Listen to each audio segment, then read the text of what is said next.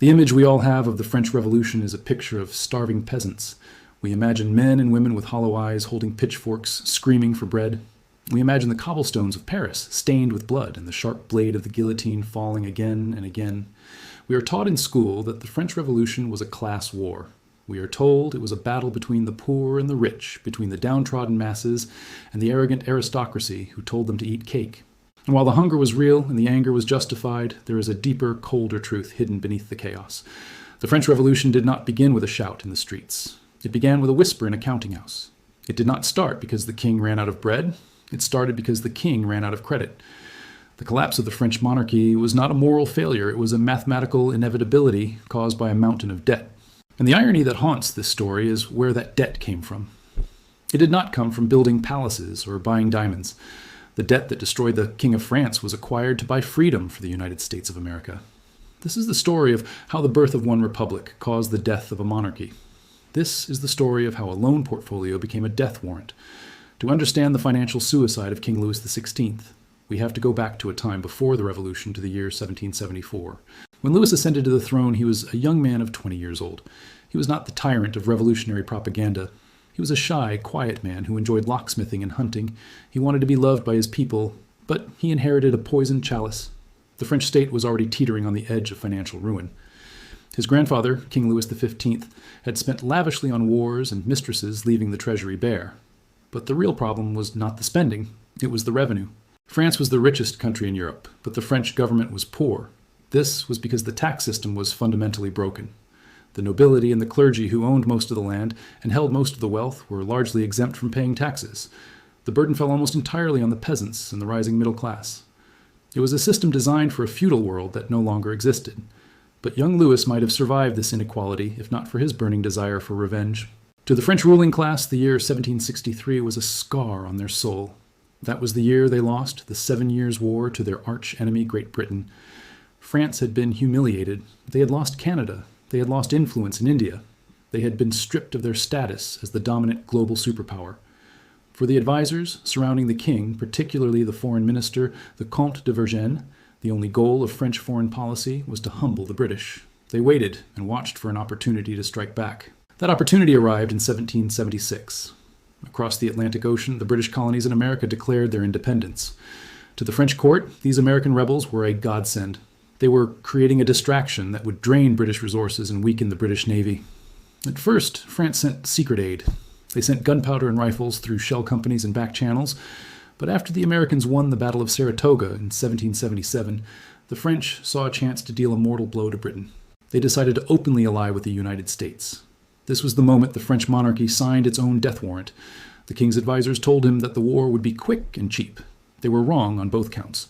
Naval warfare in the 18th century was the most expensive human endeavor on Earth. Building a ship of the line which carried 74 cannons required 2,000 oak trees and miles of rope. It required a massive industrial infrastructure, and once the ships were built, they had to be manned and provisioned for months at sea. When France declared war on Britain in 1778, they were committing to a global conflict that would stretch from the Chesapeake Bay to the coast of India. The man in charge of paying for this global war was Jacques Necker.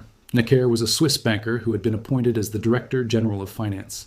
He was a Protestant and a foreigner, which meant he could not hold the official title of minister, but he held the power. Necker was a wizard of public relations. He knew that the French people were already taxed to the limit. He knew that if he raised taxes to pay for the American war, there would be unrest. So he decided to fund the war entirely through borrowing. He argued that the war was an investment that would pay off when Britain was defeated and French trade expanded. Necker turned to the bankers of Europe. He sold annuities, which were financial products, where an investor paid a lump sum up front, and the government promised to pay them a yearly income for the rest of their life. Necker offered generous interest rates to attract capital. Money flooded into the French treasury from Geneva, from Amsterdam, and from London itself. The French public loved Necker because he fought a war without raising their taxes. They saw him as a financial genius who could create money out of thin air. In 1781, Necker published a famous document called the Compte Rendu au Roi. It was the first time the French budget had ever been made public. In this document, Necker claimed that the French budget was in a surplus of 10 million livres. It was a masterpiece of creative accounting.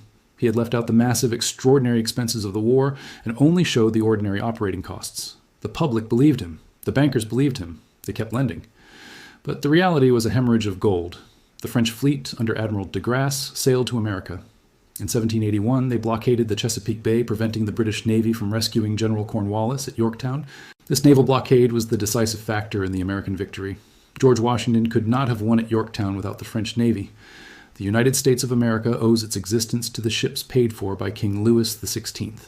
But the cost of that fleet was astronomical. By the time the Treaty of Paris was signed in 1783, ending the war, France had spent over 1.3 billion livres on the American Revolution. To put that number in perspective, it was enough money to feed and house 7 million French peasants for a year. It was twice the annual revenue of the French state. The war ended, and the Americans celebrated their freedom. They wrote their constitution and began building their republic. But in Versailles, the party was over, and the bill was due. The loans that Necker had taken out began to mature. The interest payments started to pile up.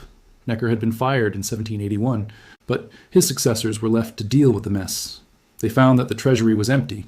The surplus that Necker had claimed was a fantasy. By 1786, the situation had become critical.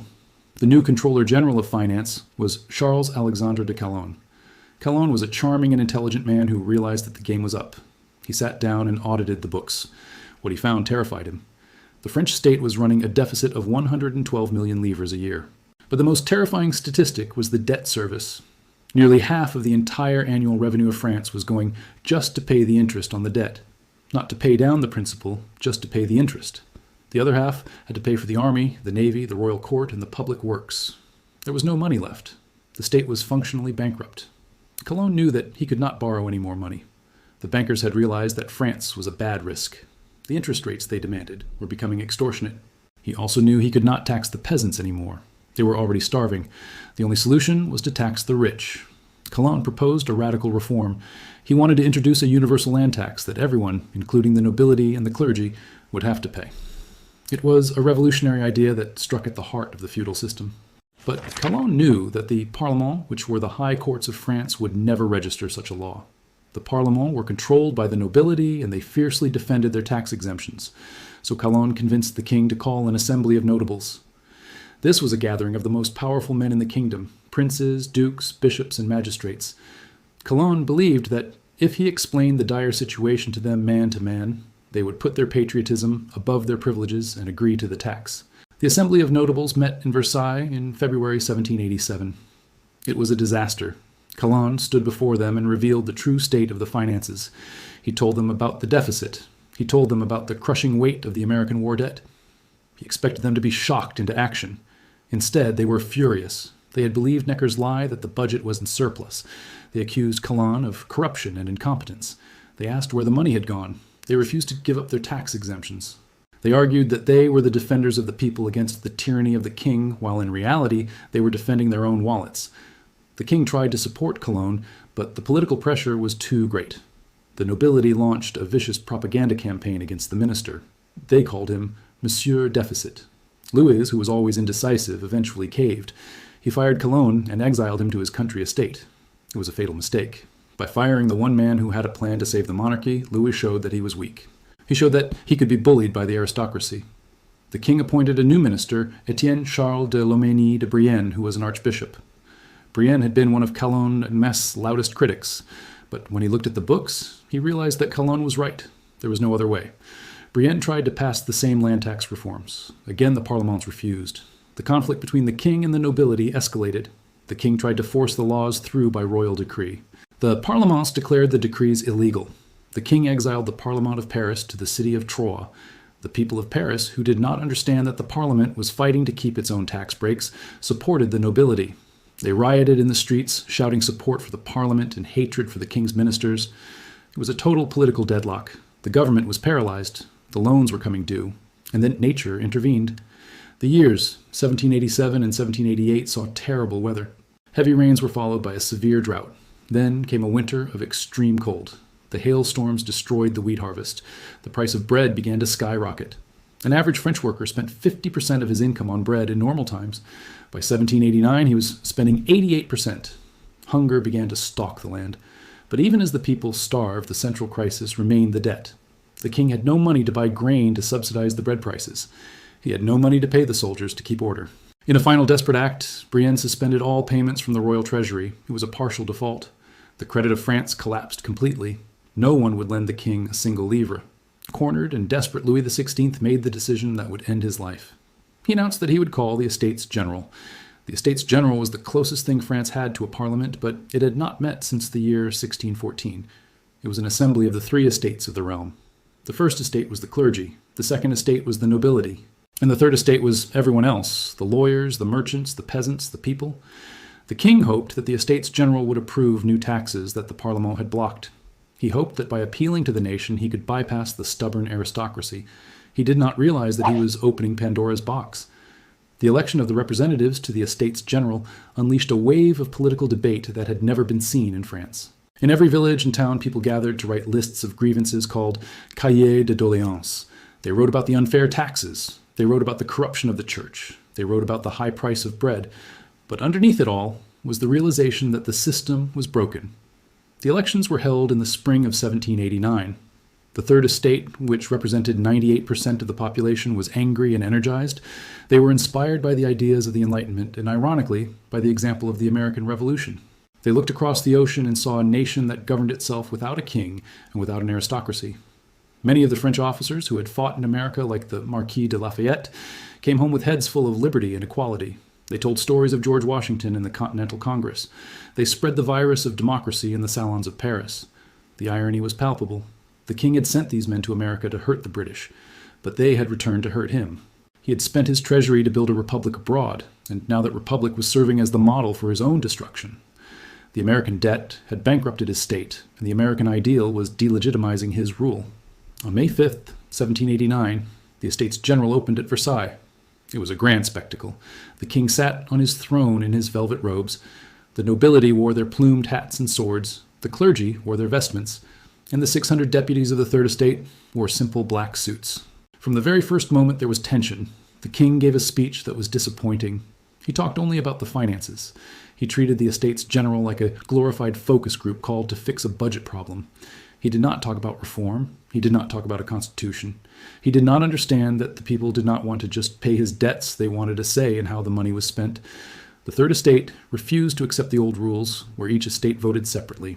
They knew that if they voted by estate, the clergy and the nobility would always outvote them 2-1. They demanded that all three estates meet together and vote by head. This would give the Third Estate the advantage, as they had more deputies, and they could count on support from the liberal nobles and the poor parish priests. The standoff lasted for weeks. The king vacillated. He was urged by his brothers and the Queen Marie Antoinette to be firm and crush the upstarts. But he was also afraid of the growing anger in Paris. On June 17th, the Third Estate took a momentous step. They declared themselves to be the National Assembly. They claimed that they were the only true representatives of the French nation. It was an act of revolution. They were saying that sovereignty did not reside in the king, but in the people. 3 days later, on June 20th, they arrived at their meeting hall to find the doors locked. The King S officials claimed it was for repairs, but the deputies believed the king was trying to dissolve the assembly. They marched to a nearby indoor tennis court.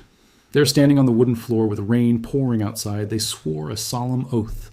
They swore that they would not separate until they had written a constitution for France. It was known as the Tennis Court Oath. The king was furious, but he was also powerless.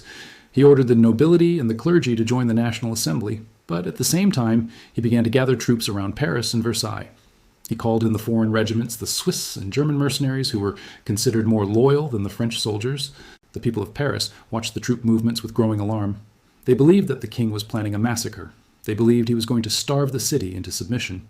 The price of bread was at its highest point in decades. Rumors swirled in the coffee shops of the Palais Royal, and then the king struck the match that would ignite the powder keg. On July 11th, he fired Jacques Necker. Necker had been recalled to office a year earlier as a last-ditch effort to save the finances. The people saw Necker as their only friend in the government. They believed he was the only one who could keep the price of bread down. When the news of his dismissal reached Paris on July 12th, it was seen as the beginning of the counter-revolution. A young journalist named Camille Desmoulins leaped onto a table outside a cafe. He pulled a pistol from his coat and shouted to the crowd to arm citizens. He told them that the firing of Necker was the tolling of the bell for a St. Bartholomew massacre of patriots. The city exploded. Crowds roamed the streets searching for weapons. They raided the gunsmiths. They burned the toll barriers that taxed food entering the city. On the morning of July 14th, a massive crowd gathered outside the Hôtel des Invalides, a military hospital where they seized thousands of muskets and cannons. But they had no gunpowder. They knew where the gunpowder was kept. It was stored in the basements of a medieval fortress on the east side of Paris, a fortress that had served as a royal prison for centuries, a symbol of the king's absolute power, the Bastille. The crowd marched to the Bastille. They did not go there to free the prisoners. There were only 7 prisoners inside, and most of them were forgers or madmen. They went there for the powder. They demanded that the governor of the Bastille, the Marquis de Launay, open the gates. He refused. He tried to negotiate. But the crowd was impatient and hungry. Someone cut the chains of the drawbridge. The crowd surged in. The soldiers on the ramparts opened fire. A battle raged for hours. 98 attackers were killed. But then the French Guards, a regiment of professional soldiers, defected to the side of the crowd. They brought up cannons and aimed them at the gate. De Launay realized it was hopeless. He surrendered. The crowd stormed the fortress. They dragged De Launay into the street. He was beaten and stabbed and finally beheaded. His head was put on a pike and paraded through the streets of Paris. The king was asleep at Versailles when the news arrived. The Duc de la Rochefoucauld, Liancourt, woke him up. The king asked, "Is it a revolt?" The Duke replied, "No, sire, it is a revolution." We end the first part of this story with the fall of the Bastille. The symbol of royal authority had been dismantled brick by brick. The king had lost control of his capital. But the financial crisis that had started it all was far from over. In fact, it was about to get much worse. The National Assembly had seized power, but they had also inherited the king's debts. The interest payments were still due. The soldiers still needed to be paid. And the people were still hungry. In the second part of this story, we will see how the revolution tried to solve the debt crisis with a disastrous experiment in paper money. We will see how the American debt continued to haunt the new republic. And we will follow the tragic path that led Louis XVI from the throne to the trial and finally to the scaffold, where he would pay the ultimate price for his investment in American liberty. The smoke from the Bastille had barely cleared when the National Assembly realized they had conquered a bankrupt nation. They had seized political power, but they had also inherited the financial ruin that had brought the monarchy to its knees. The king was now a prisoner of the revolution, living in the Tuileries Palace in Paris, but the debt remained. The 1.3 billion livres spent on the American Revolution was still on the books. The interest was still accumulating every minute of every day. The bankers of Europe did not care about the rights of man, they cared about their return on investment. The National Assembly was filled with lawyers and idealists who could write eloquent declarations about liberty and equality, but they had no idea how to run an economy. They had abolished the old tax system, which was unfair, but they had not yet built a new one to replace it. Tax revenue collapsed completely. The people, having thrown off the yoke of the king, simply stopped paying taxes. The deficit ballooned. The state was bleeding to death. In November 1789, the Assembly made a fateful decision. They looked around for a source of wealth to plug the hole in the budget, and their eyes fell upon the Catholic Church. The church was the largest landowner in France, owning nearly 10% of all the land. It was a vast reservoir of wealth that had been accumulated over 1,000 years.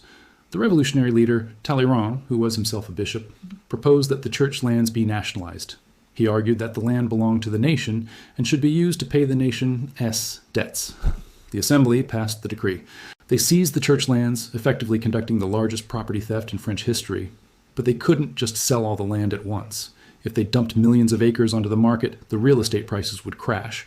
So they came up with a clever financial instrument. They issued paper certificates called assignats. These certificates were backed by the value of the seized church land. The idea was that the government would use these assignats to pay its debts. The creditors could then use the assignats to buy the church land at auction. Once the land was bought, the assignats would be destroyed. It seemed like a perfect solution.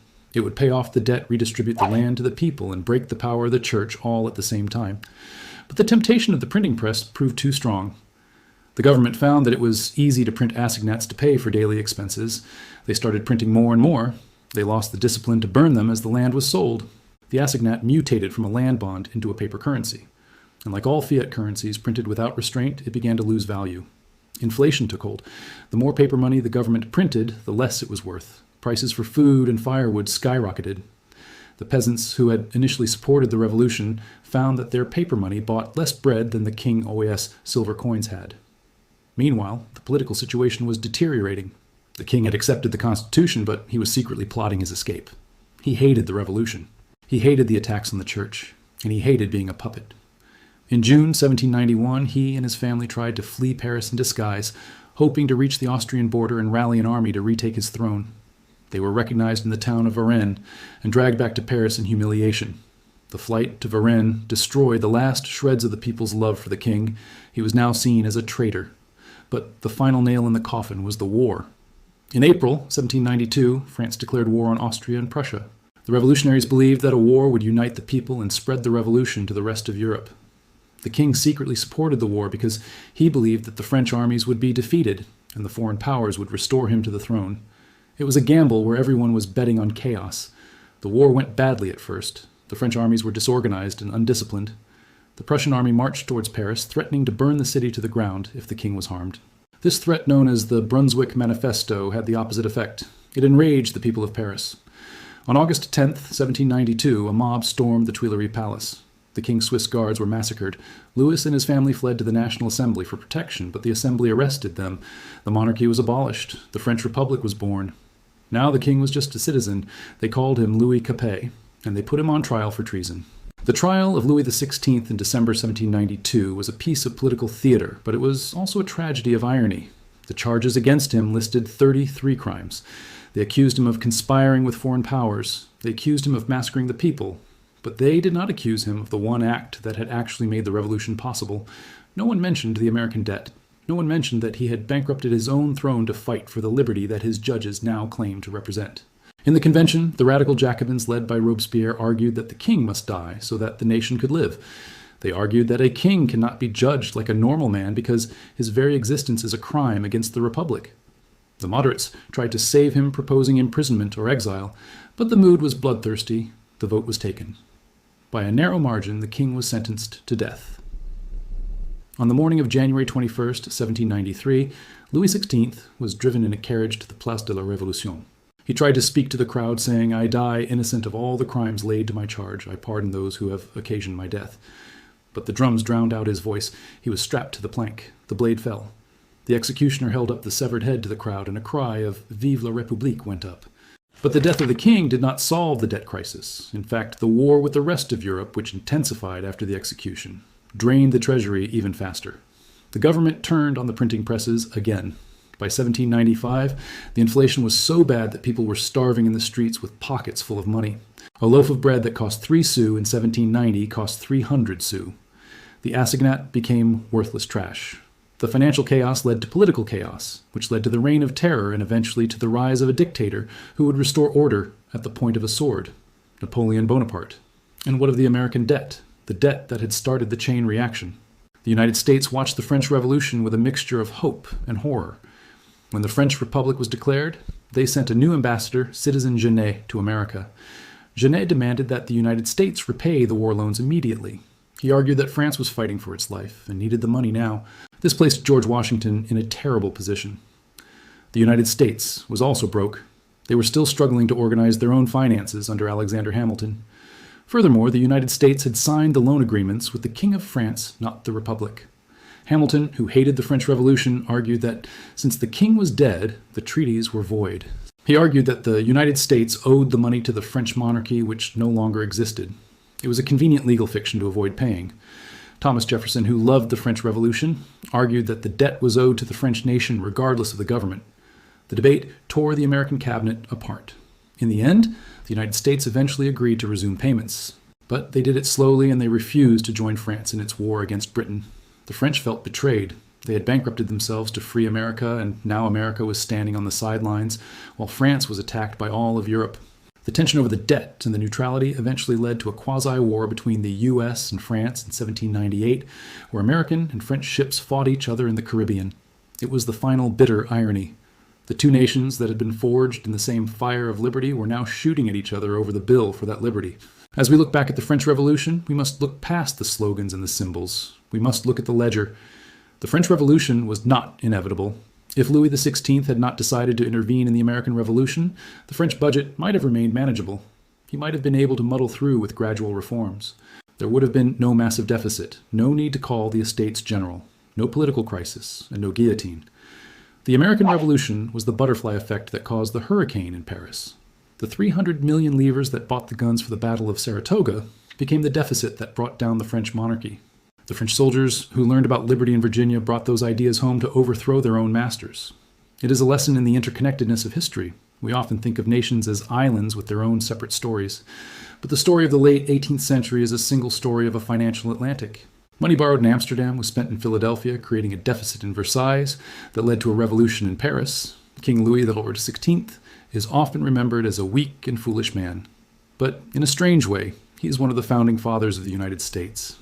He gave the money, the ships, and the soldiers that made American independence possible. He sacrificed his treasury and ultimately his life for a cause that he did not fully understand. The stars and stripes fly today because the lilies of France withered. The next time you see a picture of the storming of the Bastille, remember that the anger of that crowd was fueled by a financial crisis that was born in the 13 colonies. Remember that the price of liberty is often paid by someone else. And remember that in the game of empires, debt is the most dangerous weapon of all. The French monarchy did not die on the guillotine. It died in the account books of the American War. The blade was just the final punctuation mark on a sentence that had been written in red ink years before. I'm John, and this is the Cinematic History Tales channel. Subscribe now to stay ahead of the curve, because when the history books are written, you'll want to be among the few who saw it coming.